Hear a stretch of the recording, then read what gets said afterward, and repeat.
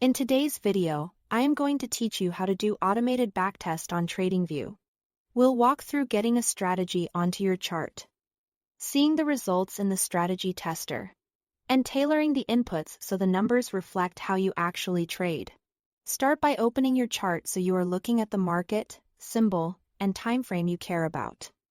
With the chart up, click the Indicators tab at the top. In the panel that appears, go to Build, in Technicals, then choose Strategies. This section contains ready-made strategies that automatically place historical trades for you. From the list, pick one to start with, such as the Bollinger Band strategy, or select your own if you have one saved. The moment you click a strategy, it's added to your chart and the backtest begins on the spot. A detailed window will open below, and the strategy tester panel at the bottom will automatically display performance metrics. Here you'll see key figures like net profit, which summarizes how much the strategy would have made or lost over the tested history.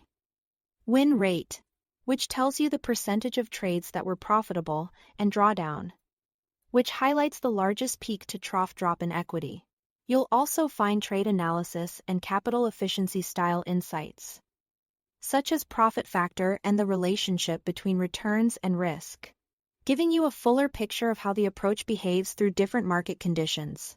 Next, refine the strategy so it better matches your preferences.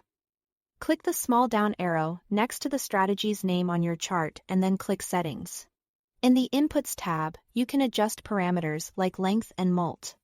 For a Bollinger Band strategy, length controls how many bars the calculation looks back, while mult sets the standard deviation multiplier that widens or narrows the bands. Small changes here can significantly affect entries, exits, and overall performance.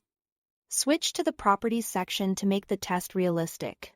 Adjust initial capital to reflect your starting balance, set your order size to your typical position amount or percentage, and add a commission that mirrors your trading costs so the results aren't overly optimistic. You can also configure pyramiding, which determines how many times the strategy is allowed to add to an existing position. Limiting or allowing pyramiding changes trade frequency and risk concentration.